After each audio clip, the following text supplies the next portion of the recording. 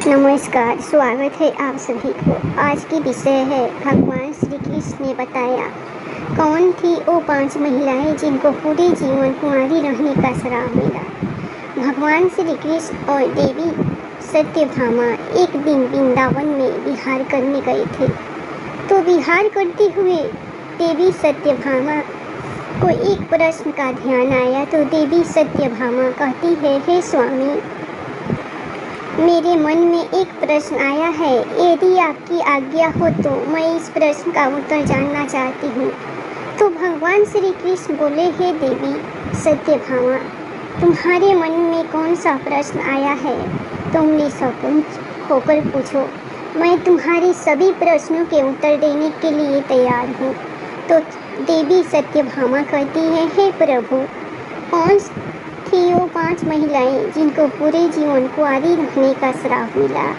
तो भगवान श्री कृष्ण बोले, हे देवी सत्यभामा, तुम इस प्रकार के प्रश्न पूछकर समस्त नारी जाति के कल्याण के किए हो। तुम्हारे इस प्रश्न से संसार की सभी महिलाओं को ज्ञान हो जाएगा। तो 2 बार कोई भी महिलाओं को यह श्राप का दुख नहीं मिलेगा। भगवान श्री कृष्ण बोले, हे देवी सत्यभामा, और मैं तुमको एक पौराणिक कथा सुनाता हूँ। तुम इस कथा को ध्यान से सुने, क्योंकि इस कथा को सुनने से हर पुरुष और हर महिलाओं के समस्त दुख दूर हो जाते हैं। और कथा सुनने से भगवान की कृपा सदा रहती है। तो देवी सत्यभामा बोली, हे स्वामी, मैं इस कथा को ध्यान से सुनूंगी, कृपया कथा शुरू कीजिए। तो भगवान श्री कृष्ण कथा सुनाते हुए कहते हैं कि बात पौराणिक काल की है।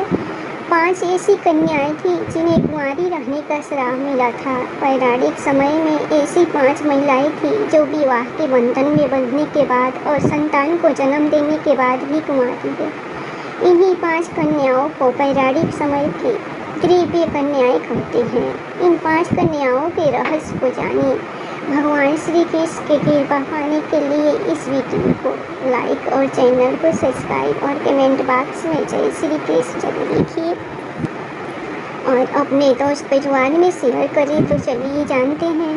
पहली नारी से पहली नारी है, उनका नाम है देवी अहिल्या। वाल्मीकि रामायण के बालकांड में देवी अहिल्या का जिक्र किया गया है। अहिल्या रूपवान होने के साथ ही संस्कारी, सुशील और पतिव्रता नारी थी। अहिल्या का विवाह ऋषि गौतम के साथ हुआ था। शास्त्रों के अनुसार ऋषि गौतम एक बार स्नान करने प्रातःकाल आश्रम से बाहर गए तो इंद्र ने अहिल्या के साथ छल से कर्म किया था। जब इस बात का पता ऋषि गौतम को चला तो उन्होंने इंद्र और अहिल्या दोनों को श्राप दे दिया। और देवी अहिल्या ने ऋषि गौतम से माफ़ी मांगी और कहा कि इसमें मेरा कोई दोष नहीं है। परंतु गौतम ऋषि नहीं माने और अहिल्या को श्राप दिया कि तुम शिला बनकर निवास करोगी। और जब त्रेता युग में जब श्री विष्णु राम अवतार लेंगे तो उनके चरण रस से तुम्हारा उद्धार होगा। इसके बाद राम भगवान द्वारा अहिल्या का उद्धार किया गया और वह आजीवन कुंवारी कहलाई। और इसके बाद जो दूसरी नारी है उनका नाम है द्रौपदी। शास्त्रों के अनुसार द्रौपदी का जन्म यज्ञ से हुआ था और द्रौपदी सुंदर और धीरजवान और पवित्र महिला थी। बोलने को तो द्रौपदी 5 पांडवों की पत्नी और 5 पुत्रों की माता थी, परंतु इसके बावजूद भी द्रौपदी सदा कुंवारी कहलाई। दरअसल जब द्रौपदी का चीरहरण हो रहा था तो श्री कृष्ण ने उनकी लाज बचाई। और बताया जाता है कि भगवान श्री कृष्ण ने द्रौपदी को सदा कुंवारी रहने का वरदान दिया था और यही कारण है कि द्रौपदी ने सदा कुंवारी कहलाई। और इसके बाद तीसरी नारी है, उनका नाम है मंदोदरी। लंकापति रावण की पत्नी मंदोदरी को चिरकुमारी भी कहा जाता है, जो कि राक्षस राज महिषासुर और हेमा की बेटी थी। जब मंदोदरी की माँ हेमा अप्सरा थी, परंतु पिता राक्षस कुल के थे। इस कारण मंदोदरी बहुत सुंदर थी। रावण से विवाह का वरदान मंदोदरी को भगवान शिव से मिला था और रावण से विवाह के बाद मंदोदरी ने अक्षय कुमार, मेघनाथ और अधिकाय जैसे बेटों को जन्म दिया। मंदोदरी को चिरकुमार का वरदान मिला था, इसलिए पुत्रों को जन्म देने के बाद भी उसका कुमार भंग नहीं हुआ था, इसलिए मंडोदरी भी कुंवारी कहलाई। और इसके बाद चौथी नारी है, उनका नाम है तारा। समुद्र मंथन से निकली अप्सरा थी। तारा का विवाह बाली के साथ हुआ था और बाली के भाई सुग्रीव ने छल से जब उसका वध कर दिया तो तारा ने श्री राम को कोसते हुए श्राप दिया कि वह अपनी पत्नी सीता को पाने के बाद खो देंगे। साथ ही तारा ने ये भी बोली कि अगले जन्म में बाली के हाथों ही राम की मृत्यु होगी। अब इसके बाद द्वापर युग में भगवान विष्णु ने भगवान कृष्ण के रूप में जन्म लिया और उनके इस अवतार का अंत भी जरा नाम शिकारी के हाथों से हुआ, जो कि बाली का ही दूसरा जन्म था। और तारा को भी आजीवन कुंवारी रहने का वरदान था। इसी कारण तारा को भी आजीवन कुंवारी रहने का वरदान मिला। अब इसके बाद पांचवी नारी है, उनका नाम है कुंती।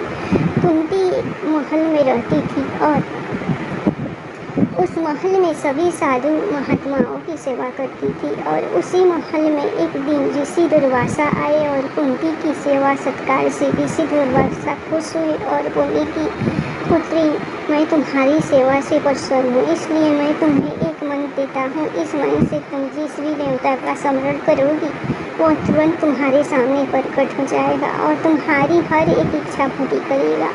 और इसके बाद कुछ समय पश्चात कुंती का विवाह हस्तिनापुर की राजा पांडु से हुआ, परंतु पांडु को यह श्राप मिला था कि अगर वो अपनी पत्नी कुंती का अस्पृश्य हो जाएगी, लेकिन उन्हें इस बात की चिंता रहती थी कि उसकी मृत्यु के बाद कुरुवंश समाप्त हो जाएगा। और कुंती को ऋषि दुर्वासा का अदरक मन प्राप्त था, जिसे कुंती ने धर्मदेव से युधिष्ठिर और वासुदेव से भीम और इंद्रदेव से अर्जुन को पुत्र के रूप में प्राप्त किया।